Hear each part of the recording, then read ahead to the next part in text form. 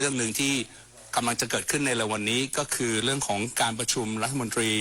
ต่างประเทศอาเซียนสมัยพิเศษนะครับในวันที่ 22 ธันวาคมที่จะถึงนี้ที่กรุงกัวลาลัมเปอร์แล้วก็นอกเหนือจากนั้นทางรัฐมนตรีว่าการกระทรวงการต่างประเทศก็ได้พบปะพูดคุยกับผู้นำทางด้านต่างประเทศนะครับจากหลากหลายประเทศด้วยกันในห่วงเวลาที่ผ่านมาส่วนรายละเอียดจะเป็นยังไงนั้นนะครับเดี๋ยวทางคุณมาราตรีจะมาชี้แจงให้เราได้ฟังกันครับเรียนเชิญครับ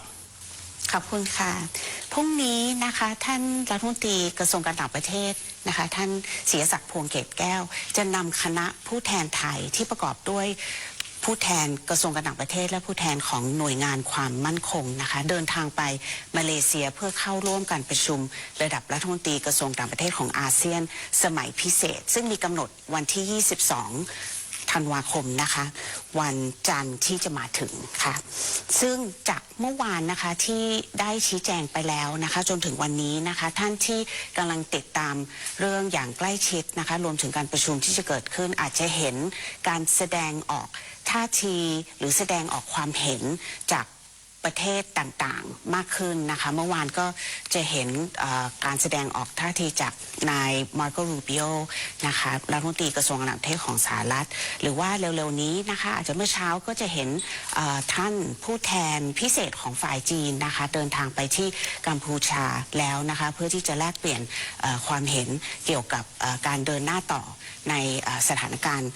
ชายแดนไทยกัมพูชานะคะแล้วก็อาจจะมีความสงสัยจากพี่น้องประชาชนทางบ้านนะคะว่าการประชุมที่จะมาถึงเนี่ยวันจันทร์เนี่ยจะมีอะไรที่จะมากดดันฝ่ายไทยทำให้ฝ่ายไทยต้องเสียเปรียบใช่หรือไม่นะคะอย่างอันนี้อยากตอบอย่างชัดเจนนะคะว่าไม่นะคะไม่มีอะไรที่สามารถที่จะกดดันไทยจากท่าทีที่เราแสดงมาโดยตลอดนะคะท่าทีอันนั้นก็คือท่าทีแรกนะคะที่เห็นจากจอต่อหน้านะคะมันจะเป็นท่าทีที่ได้ชี้แจงมาโดยตลอดนะคะอันดับแรกก็คือไทยปรารถนาสันติภาพนะคะตั้งแต่ไหนแต่ไรไทยไม่ได้เป็นฝ่ายคุกคามนะคะไทยไม่ได้เป็นฝ่ายที่รุกล้ำเข้าไปในพื้นที่อธิปไตยของอีกประเทศนะคะอันนี้มีความชัดเจนมาโดยตลอดและเป็นสิ่งที่ฝ่ายไทยได้ยืนยันมาโดยตลอดนะคะว่าไทยต้องการสันติภาพนะคะ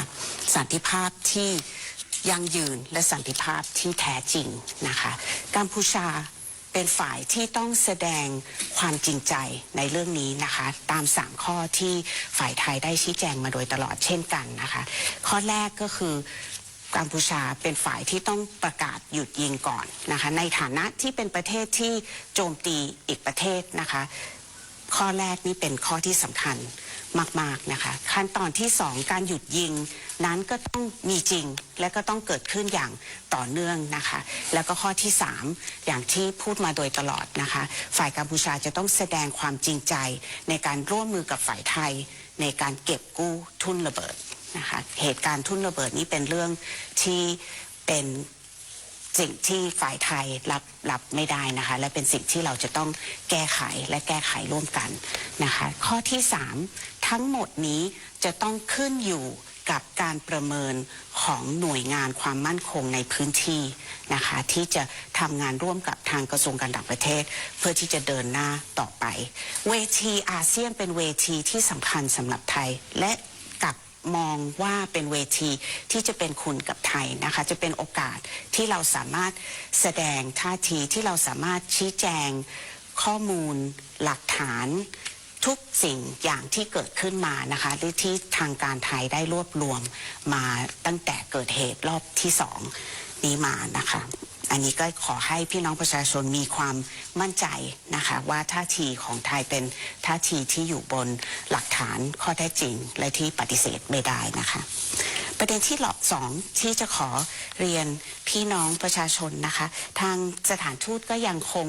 ขอให้พี่น้องประชาชนที่อยู่ในปอยเปตค่ะที่ยังติดค้างอยู่ให้ติดต่อกับทางสถานทูตนะคะขอให้ติดต่อก่อนที่จะเดินทางไปสนามบินนะคะจะได้มีเวลาที่จะออกเอกสารเดินทางฉุกเฉินให้ทันการเดินทางออกจากพนมเปญหรือเสียมราชนะคะซึ่งในขณะนี้จากจำนวนคนไทยที่ลงทะเบียนกับสถานทูตแล้วยังเพียงพอกับจำนวนเที่ยวบินที่ออกจาก ทั้งเสียมราชกับพนมเปญนะคะแล้วก็ถึงแม้จะมีวิธีการเดินทางออกจากปอยเปตแล้วนะคะแต่ทางการไทยก็ยังคงเรียกร้องให้ฝ่ายกัมพูชาระงับหรือยกเลิกการระงับการเดินทางออกทางบกของไม่ใช่เพียงคนไทยนะคะแต่ของคนต่างชาติทั้งหมดแล้วก็พี่น้องประชาชนอาจจะจำได้ว่าทางการไทยทางกระทรวงการต่างประเทศก็ได้มีหนังสือไปถึงข้าหลวงใหญ่สิทธิมนุษยชนในเรื่องนี้ด้วยแล้วนะคะว่าเป็นสิ่งที่ขัดต่อหลักสากลนะคะการควบคุมการเดินทางออกประเทศของคนต่างชาติอันนี้เป็นเรื่องที่สำคัญและเป็นเรื่องที่ฝ่ายไทยก็ยังคงจะเรียกร้องฝ่ายกัมพูชาอยู่นะคะ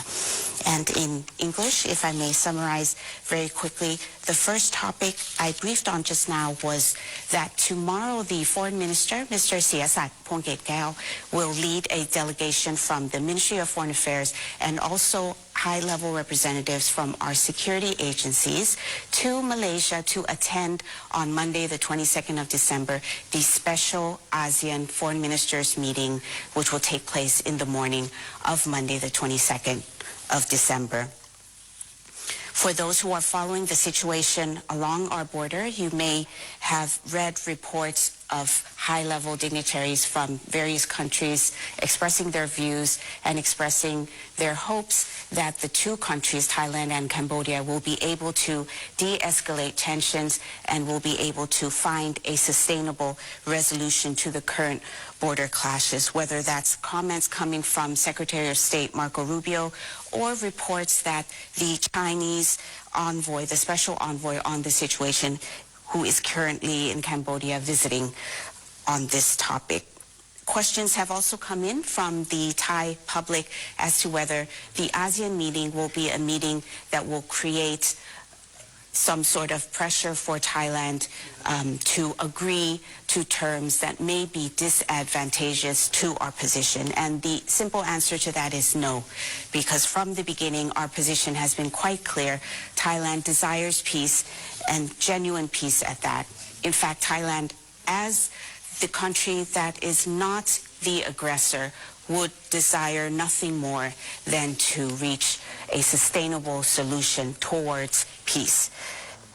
The steps that we would like to see from the Cambodian side in its expression of sincerity and demonstration, and to demonstrate its sincerity on this issue, are 3 points that I have briefed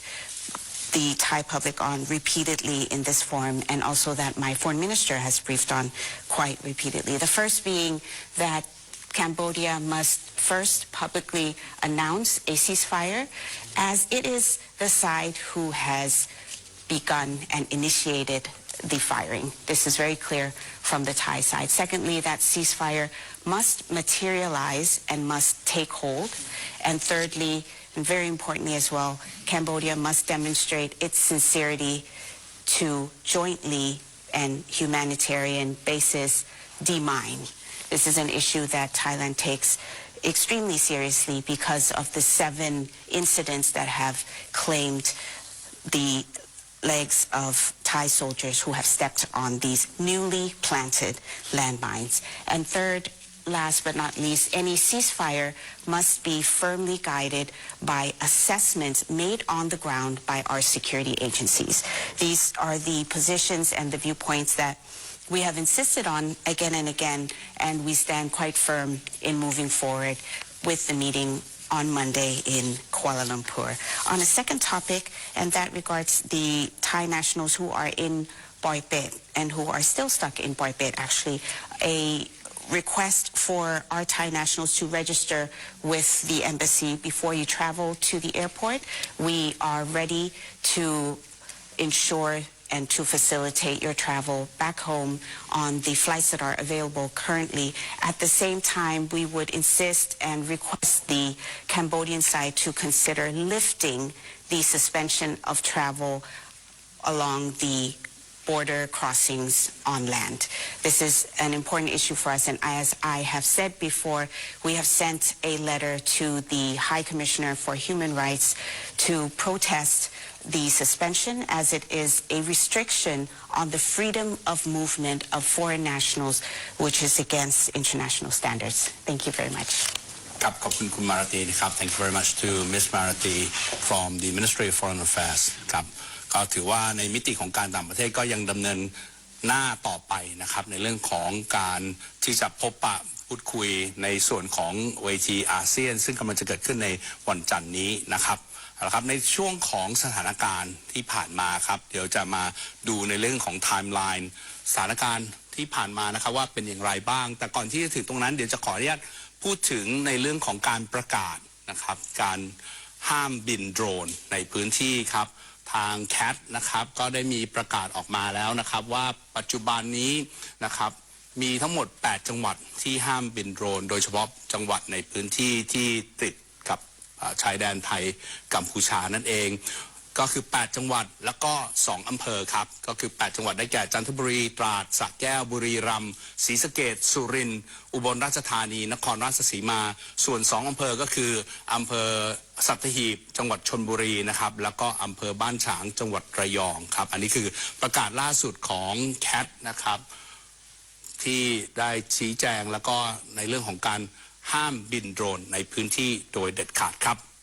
อันนี้ในเรื่องของรายละเอียดนั้นสามารถติดตามได้ทางเว็บไซต์รวมถึง Facebook ของทางศูนย์แถลงข่าวอย่างตลอดเวลานะครับในเรื่องของไทม์ไลน์ครับมาดูนะครับในห่วงเวลาที่ผ่านมาว่ามีอะไรเกิดขึ้นบ้างตั้งแต่เวลา 18:18 นาทีเมื่อวานนี้นะครับก็ตรวจพบเรือไม่ทราบฝ่ายลุก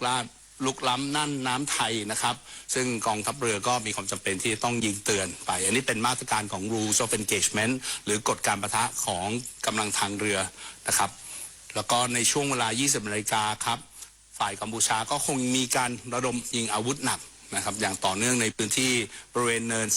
350 แล้วก็ทำให้นะครับฝ่ายไทยต้องพยายามผลักดันฝ่ายกัมพูชาออกจากพื้นที่จะสังเกตได้ว่าในห่วงเวลาที่ผ่านมาการปะทะนะครับถึงแม้ว่าอาจจะมีการมีเบาบางลงบ้างในหลายๆพื้นที่ครับแต่ก็ยังมีการระดมการยิงนะครับไปยังพื้นที่บางบริเวณเนิน 350 ก็ถือว่าเป็นหนึ่งในพื้นที่ที่ทางฝ่ายกัมพูชานั้นระดมยิงอาวุธหนักเข้ามาอย่างต่อเนื่องถือว่าเป็นการปะทะที่ค่อนข้างหนักหน่วงเลยทีเดียวที่ผ่านมานะครับทางกองทัพอากาศเองครับก็ทำให้ต้องมีการปฏิบัติการทางอากาศในช่วงเวลาที่ผ่านมาด้วยนะครับในเรื่องของการเป็นการสกัดกั้นการลำเลียงอาวุธนะครับผ่านเส้นทางต่างๆที่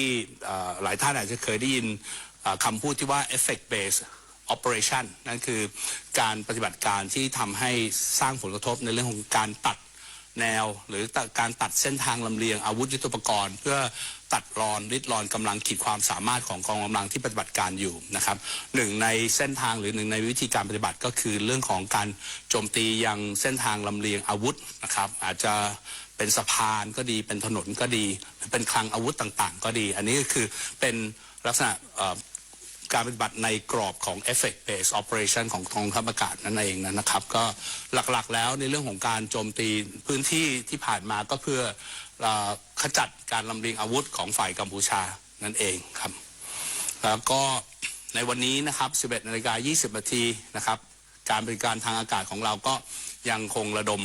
นะครับขีดความสามารถแล้วก็โจมตีไปยังเป้าหมายที่เป็นคลังอาวุธของทางฝ่ายกัมพูชา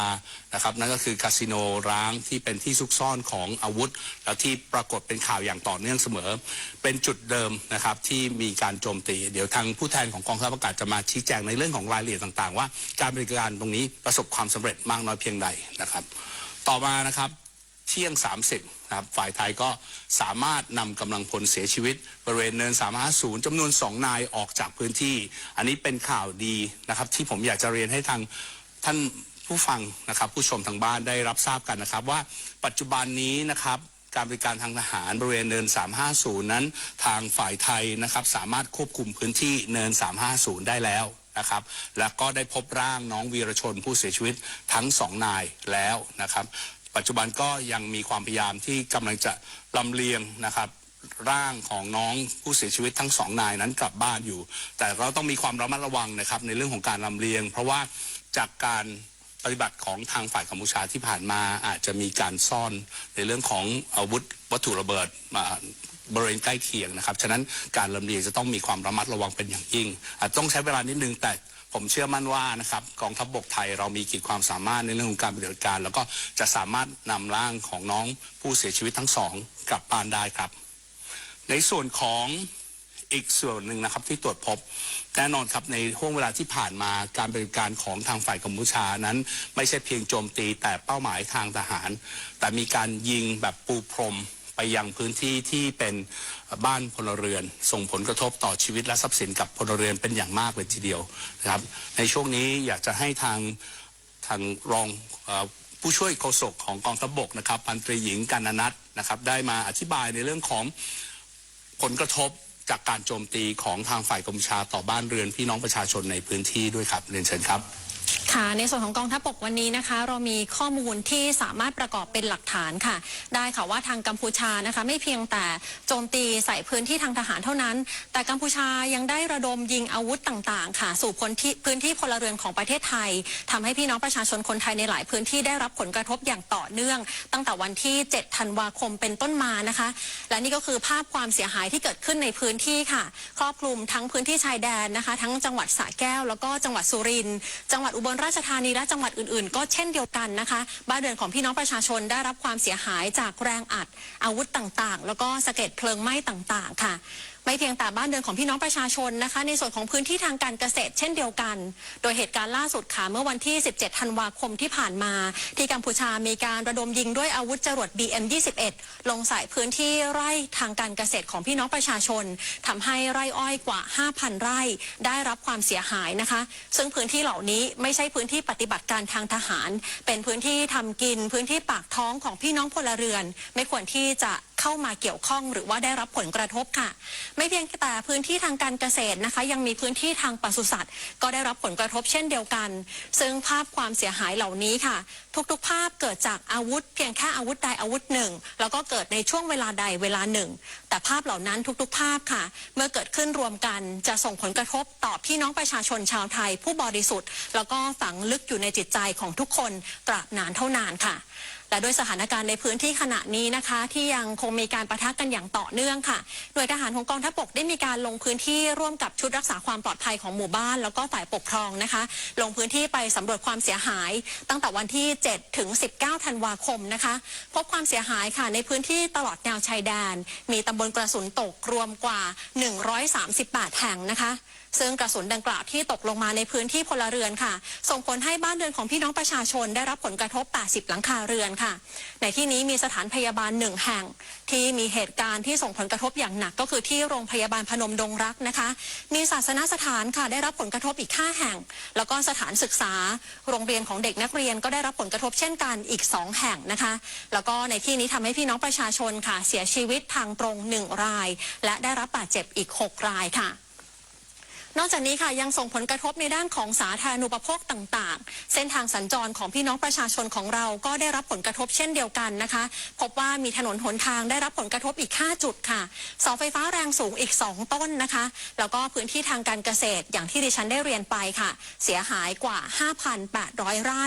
แล้วก็สวนผลไม้เองก็ได้รับผลกระทบเช่นเดียวกันปศุสัตว์ซึ่งเป็นสัตว์ทำหากินของพี่น้องประชาชนนะคะก็ได้รับผลกระทบอีกกว่า170ตัวและนี่ก็คือภาพความเสียหายที่เกิดขึ้นในพื้นที่ที่ทางกองทัพบกได้รวบรวมมานำเสนอให้คุณผู้ชมได้รับชมกันค่ะขอบคุณครับนอกเหนือจากเรื่องของผลกระทบต่อพี่น้องประชาชนแล้วนะครับในเรื่องของการละเมิดการปฏิบัติการตามหลักสากลนั้นทางฝ่ายกัมพูชาเองก็ได้มีการใช้นะครับสตรีและก็เด็กนะครับในเรื่องของการเข้ามาเกี่ยวข้องกับการสู้รบในช่วงเวลาที่ผ่านมาด้วยนะครับถือว่าเป็นการละเมิดหลักปฏิบัติสากลเป็นการละเมิด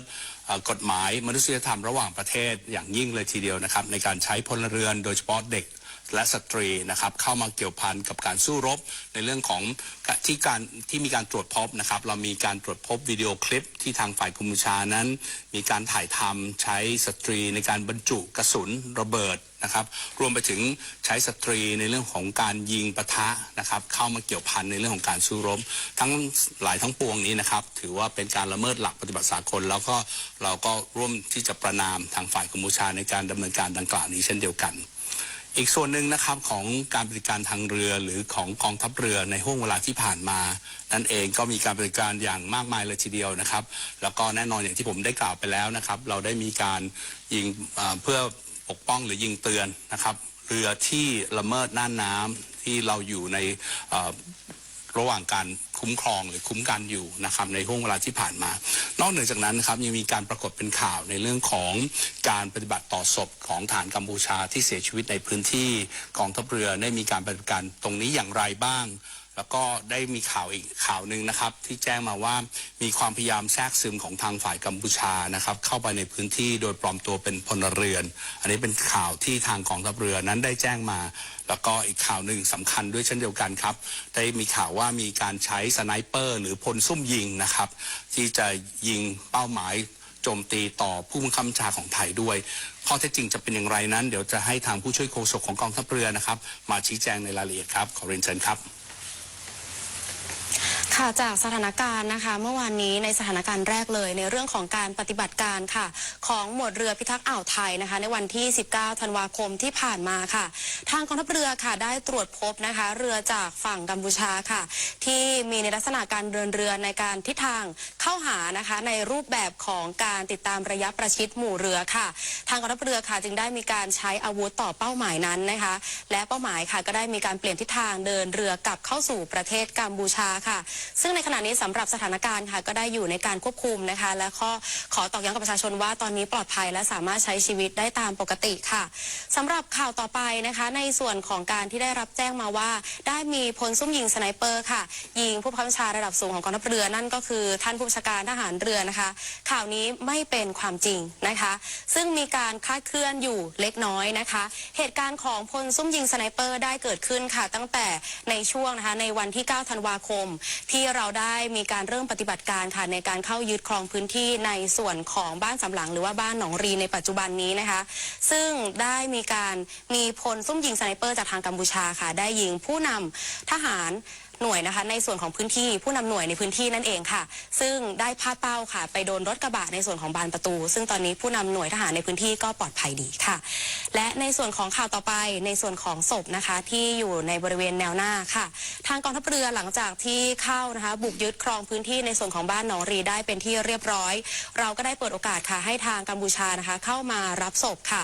และอยู่ภายใต้การควบคุมการปฏิบัติการหลังจากที่ทางกัมพูชาได้ทำการถอนกำลังเรียบร้อยทางกองทัพเรือค่ะก็ได้เข้าพื้นที่และตรวจพื้นที่อีกครั้งค่ะก็ยังพบในส่วนของศพอยู่ค่ะเราจึงได้ประสานไปทางโรงพยาบาลตราดนะคะในการเก็บรักษาศพนะคะแล้วก็ติดต่อประสานไปทางกัมพูชาให้กลับมารับศพต่อไปแต่ในขณะนี้ยังไม่มีการแจ้งรายงานกลับมาแต่อย่างใดค่ะและในส่วนสุดท้ายเองนะคะจะเป็นในส่วนของการแทรกซึมค่ะในปัจจุบันนี้เราได้รับจากทาง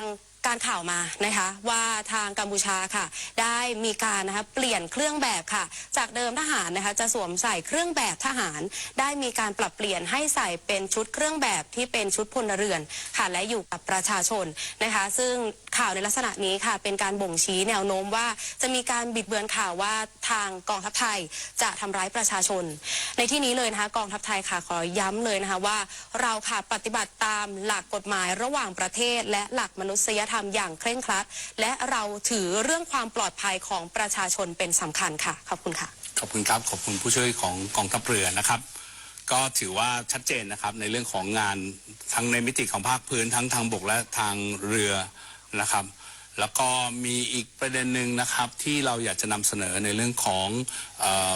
fake news ที่ทางฝ่ายกัมพูชาได้ออกมาโดยเฉพาะเป็นฝ่ายกัมพูชาที่เป็นหน่วยงานของรัฐนั่นคือกระทรวงกลาโหมกัมพูชาว่าในช่วงเวลาที่ผ่านมานะครับมีการโจมตีทางอากาศจากไทยนะครับไปยังเป้าหมายที่เป็นเป้าหมายของพลเรือนนั่นก็คือโรงเรียนนะครับแล้วก็ทรัพย์สินของพลเรือนใกล้เคียงอันนี้ก็ขออนุญาตยืนยันนะครับfake news แน่นอนนะครับเพราะว่าการบริการในห่วงเวลาที่ผ่านมาเรายืนยันเสมอครับว่าเรามุ่งเป้าไปที่เป้าหมายทางทหารนะครับแล้วเราใช้ยุทโธปกรณ์ที่มีความแม่นยำสูงนะครับ precision targeting นะครับซึ่งตรงนี้ครับอยากจะขอฟังอีกครั้งหนึ่งนะครับจากผู้แทนของกองทัพอากาศยืนยันว่ากองทัพอากาศนั้นปฏิบัติตามในลักษณะอย่างนี้เป็นประจำแล้วก็มีหลักฐานยืนยันที่จะชี้แจงให้ผู้ รับชมนะครับทางบ้านได้เข้าใจอย่างไรบ้างครับขอเรียนเชิญท่านโฆษกกองทัพอากาศมาชี้แจงครับ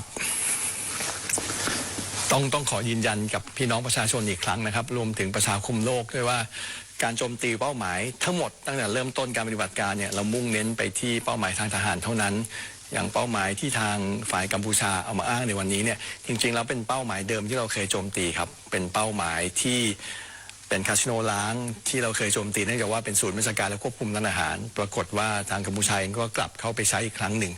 เราจึงส่งกำลังทางอากาศเข้าไปโจมตีเพื่อทำลายให้สิ้นซากไปนะครับนั่นคือสิ่งที่ทางกัมพูชาอ้างไม่ได้มีการเข้าไปโจมตีส่วนที่เป็นพื้นที่อยู่อาศัยโรงเรียนสถานศึกษาใดๆทั้งสิ้นครับก็เป็นการกล่าวอ้างเป็นเฟกซ์นิวที่ทางกัมพูชาก็ทำมาอย่างต่อเนื่องตลอดเวลาส่วนที่เห็นในภาพขณะนี้ครับเป็นการโจมตีทางอากาศเมื่อคืนนี้นะครับเป็นการโจมตีสะพานโอจิกสะพานโอจิกเนี่ยเป็นสะพานทางยุทธศาสตร์ที่มีความสำคัญมากในการเชื่อมจังหวัดอุดรมีชัยในส่วนหลังเนี่ย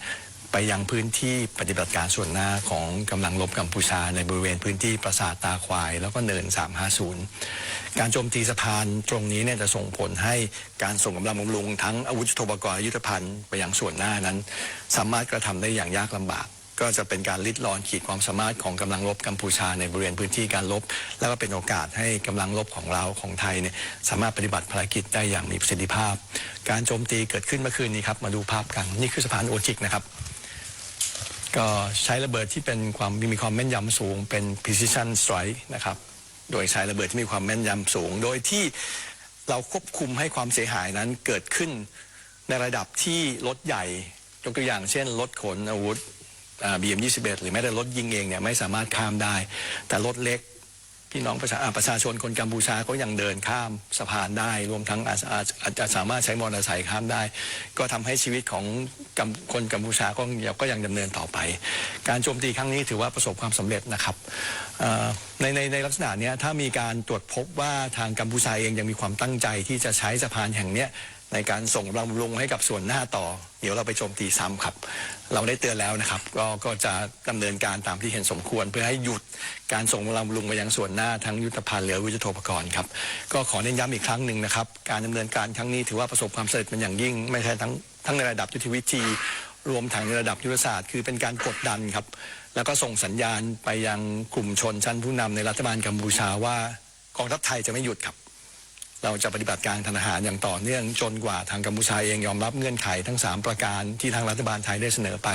เพื่อนำไปสู่การหยุดยิงแล้วก็การเจรจาเพื่อสันติภาพต่อไปในอนาคต In short, in English, I think the fake news that the Cambodian side always put out is about the Thai military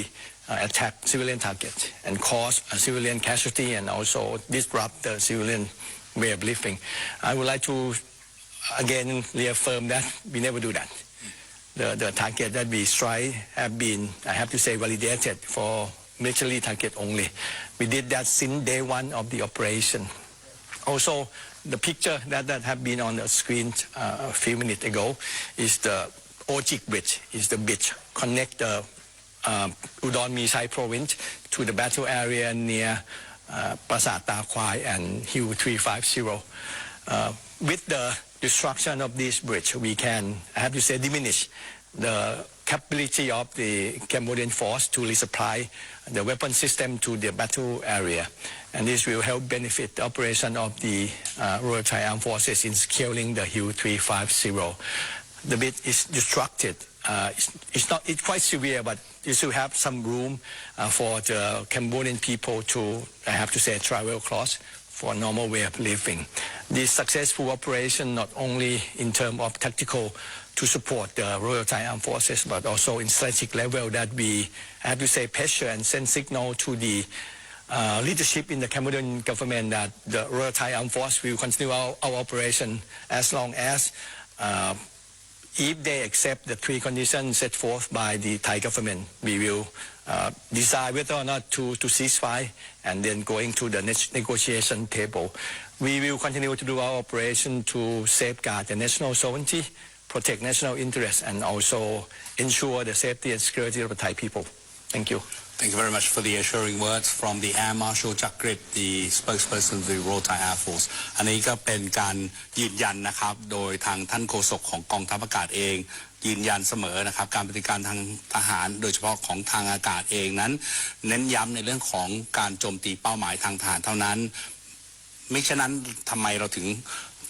เลือกการใช้ยุทโธปกรณ์ที่มีความแม่นยำสูงครับเพราะว่าเราให้ความสำคัญกับเรื่องนี้เป็นสำคัญครับเรื่องของการโจมตีเฉพาะเป้าหมายที่เป็นทางทหารเท่านั้นนะครับการต้องขอบคุณทางกองทัพอากาศนะครับที่ได้เลือกใช้ยุทโธปกรณ์ที่ทันสมัยแล้วก็ระดับ world class เลยทีเดียวในการดำเนินการดังกล่าวครับนะครับในช่วงนี้นะครับในเรื่องของการถ่ายทอดสดทางโทรทัศน์นะครับอาจจะต้องยุติลงครับก็แต่ทางออนไลน์นะครับเรายังดำเนินการถ่ายทอดอยู่นะครับอยากจะฝากให้ช่องทางการติดต่อหรือติดตามให้ทางผู้ชมทางบ้านได้รับทราบกันครับก่อนที่จะปิดการถ่ายทอดทางโทรทัศน์ไปนะครับก็คือช่องทางดังกล่าวนี้ครับก็คือ TV5 HD กรมประชาสัมพันธ์ NBT Connect นะครับสามารถติดตามได้ตลอดเวลาในเรื่องของอัปเดตข้อมูลข่าวสารนี้ตลอด 24 ชั่วโมงการถ่ายทอดสดของเราก็มีวันละ1เวลาคือ 14 นาฬิกานะครับก็ทางช่อง 5 TV5 HD แล้วก็ทาง NBT นั่นเช่นเคยครับก็ขอบคุณนะครับที่ติดตามรับชมมาโดยตลอดครับแต่การถ่ายทอดของเราในออนไลน์ยังดำเนินการอยู่นะครับสามารถติดตามได้ตรงนั้นนะครับสำหรับการถ่ายทอดทางโทรทัศน์ก็คงมีแต่เพียงเท่านี้ครับขอบคุณมากครับแล้วพบกันใหม่โอกาสหน้าสวัสดีครับที่จบลงไปแล้วนั้นเป็นการแถลงข่าวของศูนย์แถลงข่าวร่วมสถานการณ์ชายแดนไทยกัมพูชาขอขอบคุณสำหรับการติดตามรับฟังครับและขอนำคุณผู้ฟังกลับไปติดตามรับฟังรายการปกติจากทางสถานีวิทยุกระจายเสียงแห่งประเทศไทยครับ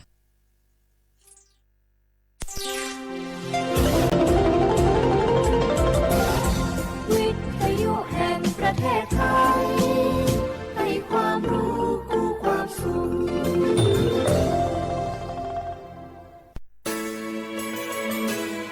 สถานีวิทยุ